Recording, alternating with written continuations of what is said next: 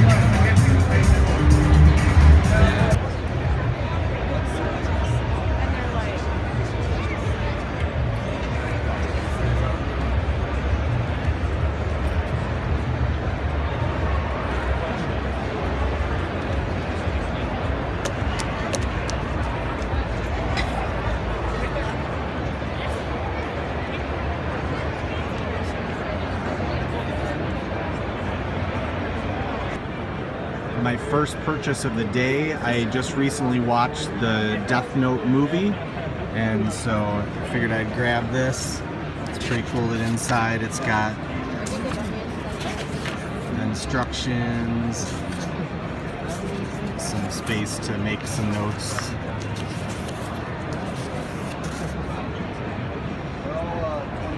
And here is a print by Greg Horn of that same movie,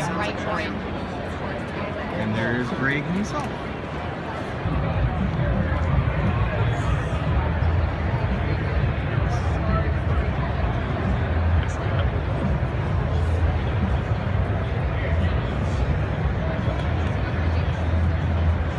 How are we feeling? Yes!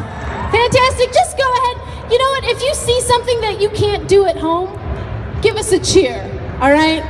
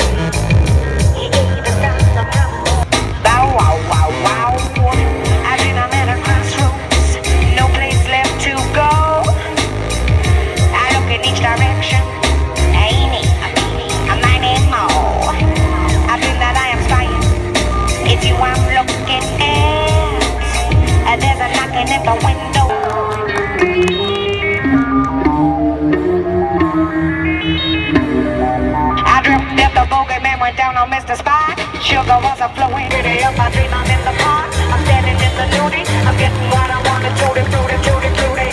Sweet fat food, something for me. Sweet fat food, something for me. Sweet fat food, something for me. Sweet fat food, something for me. Something for me. Sweet fat food, something for me. Something for me.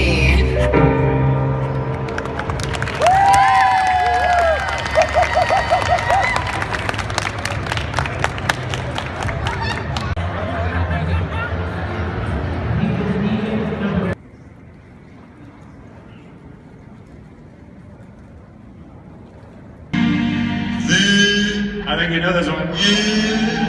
It's my kind of town, Chicago. All right, I mean, dream come true, people. Clearly there's some big Disney fans in the audience today, but if you can imagine, put your little kid brain in for a second and go, if you could ask your child self, would you want to grow up and one day get to voice like a Disney prince in a musical? And then your little kid brain goes, just like that. Or you're just throwing out like, oh my God, like it'd be amazing for like a, you know, a Rapunzel or a Tangled live action Broadway show. And then people start, and somehow it manifests as if it's like, this is happening. And people start talking about it, and they're chattering about it, and they start thinking dream casting and all that. Clearly, I'm Flynn in all of those dream castings, but the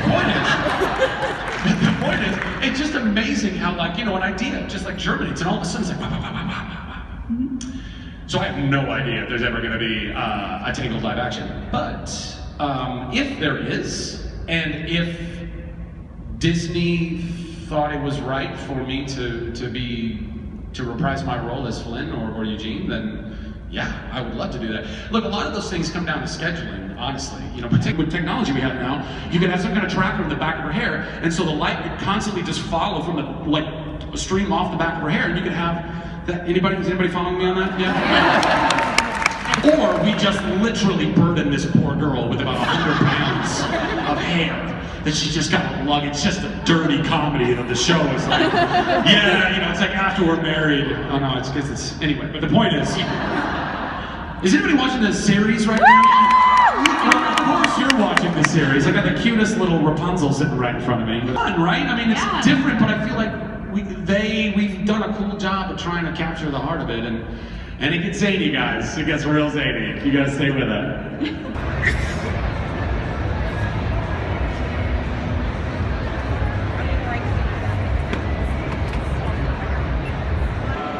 C2E2. Okay, there we go. All right. 2017. So I am here with Erika Swanson. She is a family friend and a great artist, as you could tell from the banner behind us. And she is the author of the Bellossoms series.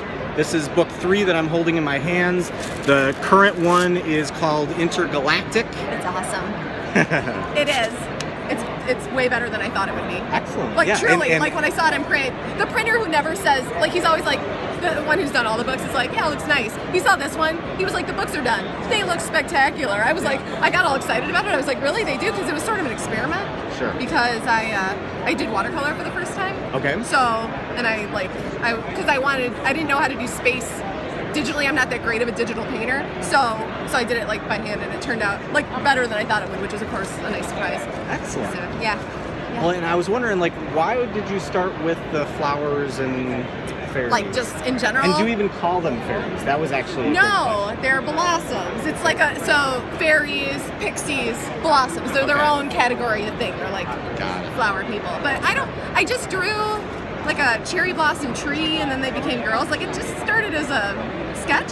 Sure. Just purely a sketch, had no storyline behind it. And then I think I did it in school, and then later I sort of did this weird like poem about how they all they grew on the tree, and then it was about how like the seasons end and then they die. So actually the very first Bellossoms iteration is of them like falling off the tree and dying. Okay. And they never came back, and then somebody was like, well, it can't be sad, this is like a kid's thing. And I was like, it can be. Like, I was trying to make it that not everything needs to have a happy ending or whatever. I was like, it just doesn't have to. And then I got the idea where I was like, oh, they can fall off the tree and then have adventures. So that's how I got started. And Arctic Adventure, which is the first book, as you know, is really just because I love polar bears and stuff, and so I wanted to do snow in the Arctic, and I just had some fun.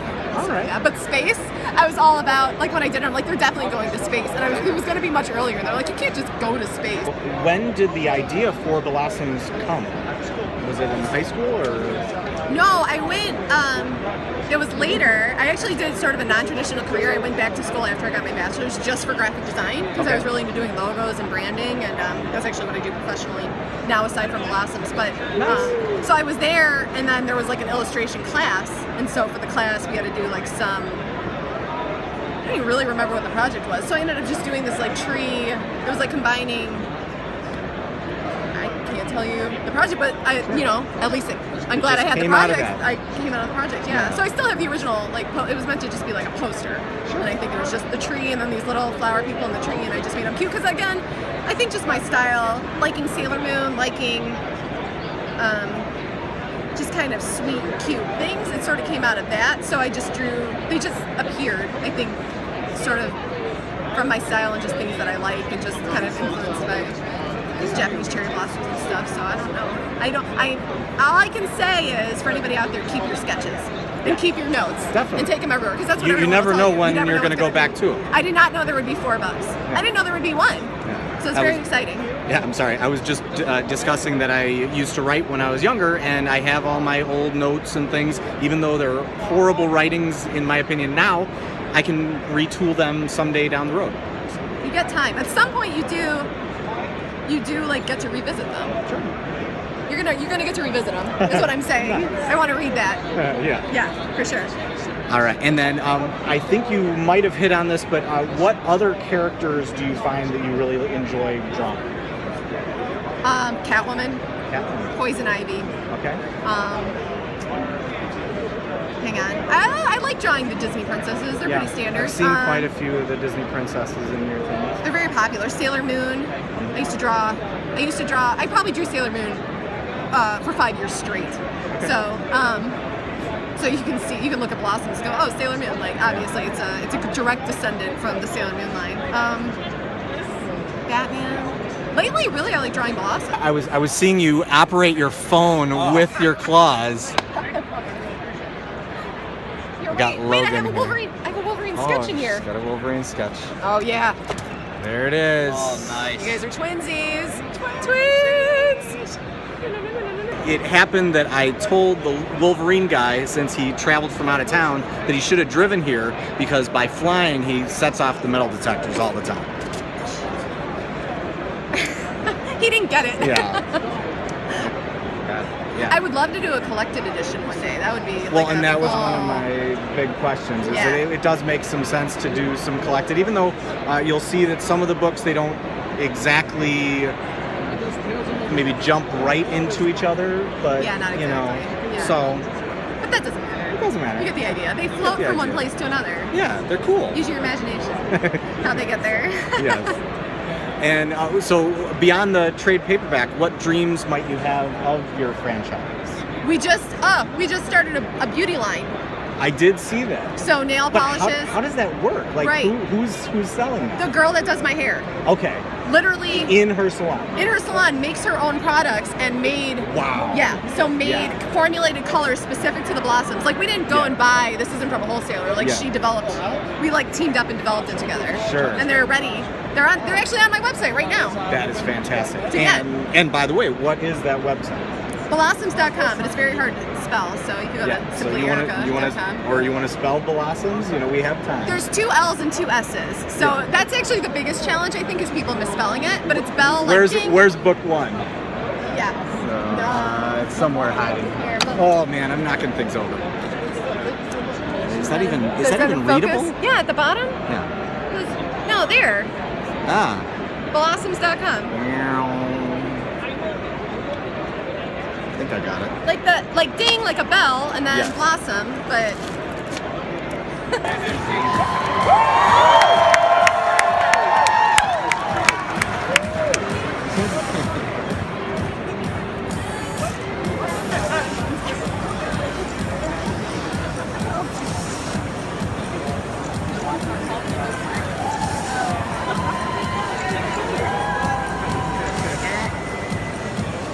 That was the best introduction I've gotten in a long time. Oh my God! I had it good while I'm ahead. Go now. No, don't go. I mean, if just to paint a picture for you guys at home, there is a sea of people here, just so excited to be here. How's been your day? How are you feeling? I'm doing real well, I hope. I mean, I've managed to get up to the stage here. Nobody is attacking me. I'm really the luckiest guy in the world because I work with artists and writers and producers and directors, and they're so interesting and they're so much fun being with And there's always some new comic book that's coming out, or some new movie that's coming out. And most important of all, some new cameo for me that's coming out.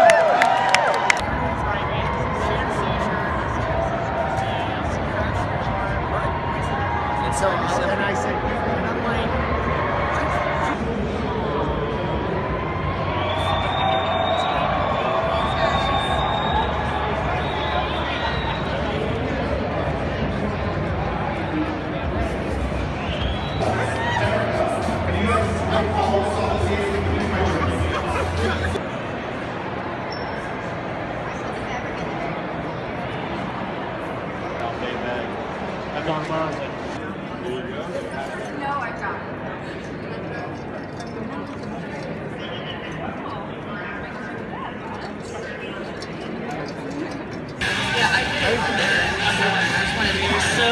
close to starting.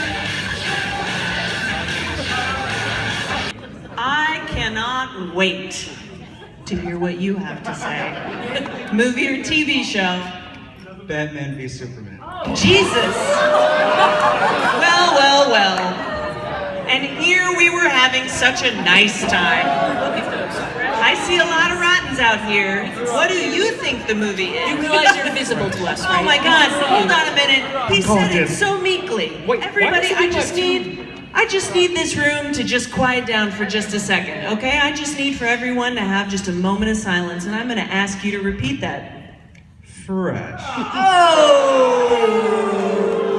Mega Man, how could you treat me like this? You get a minute. It was a cinematic masterpiece. Dude. And then he doubles down on it. Dude, calm down, man. I got your back to a point. He realized that he was the bad guy. He was the Joe Chill to Superman. And he chose to walk away.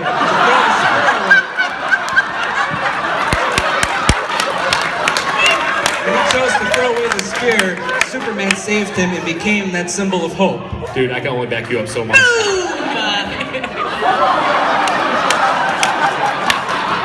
Thank you, Ethan. Thank you. Ethan's got a point. So that ends day 1 at C2E2. Make sure to hit the subscribe button so you can see day 2 and day 3 and all the other conventions that will come in the future.